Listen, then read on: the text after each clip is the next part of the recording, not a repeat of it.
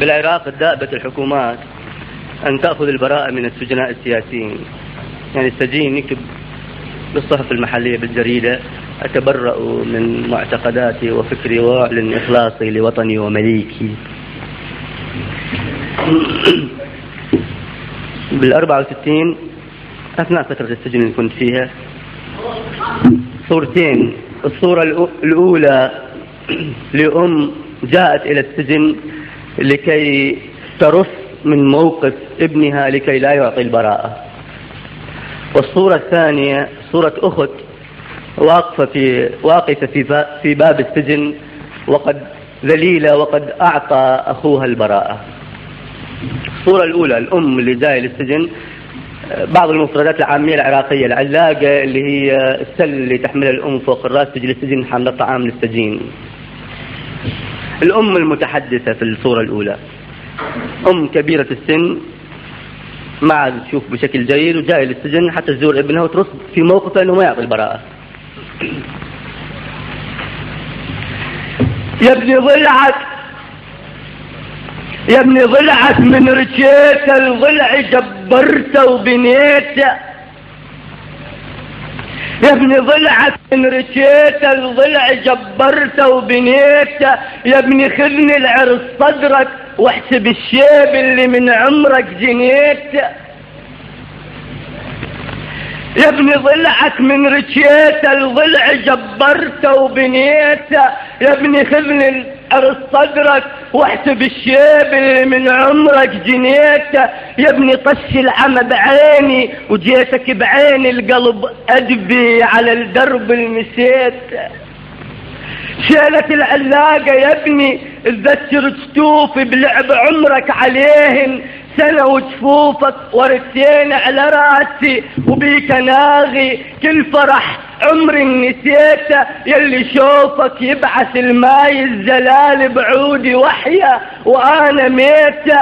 ابيض عيونك لبن صدري وسواد عيونك الليل اللي عد مهدك بجيته.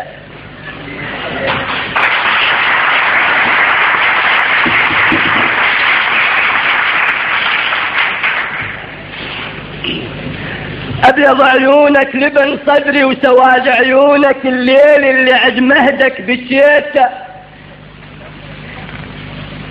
وابنك التو يناغي الخرز بالكاروك يا ابني. قلت له لا تخاف اليتم جده اللي ما مشؤوب عده الحزب ابوه الحزب بيته.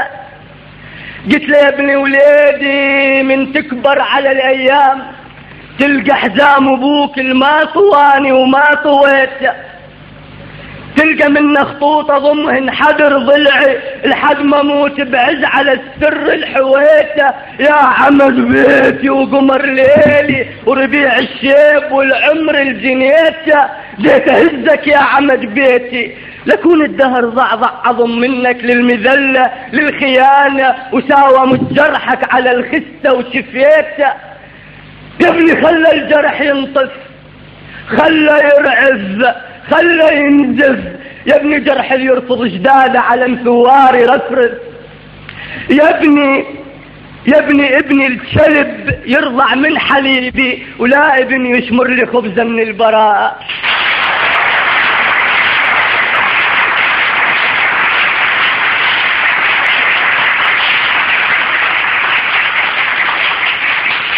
يا ابني خلى الجرح ينطف، خلى ينزف، خلى يرعف. يا ابني جرح اللي يرفض جداده على مثوار يرفرف.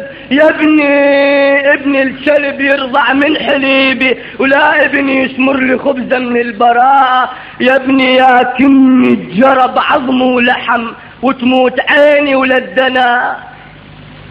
يا ابني هاي ايامي فرزنها القحط.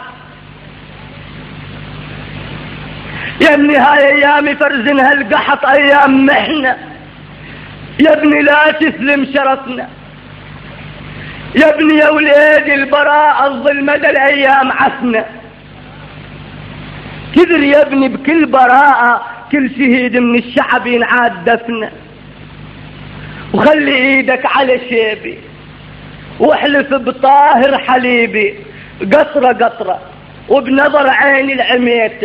قل لي ما ينهاركني وانت امي وذاك حزبي وعز ابوي المالي واني ومالي ويته.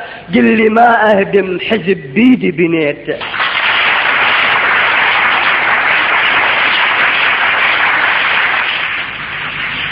الصورة الثانية اللي الأخت اللي واقفة بباب السجن وأخوها أعطى البراءة بالجريدة، صورة نشرت.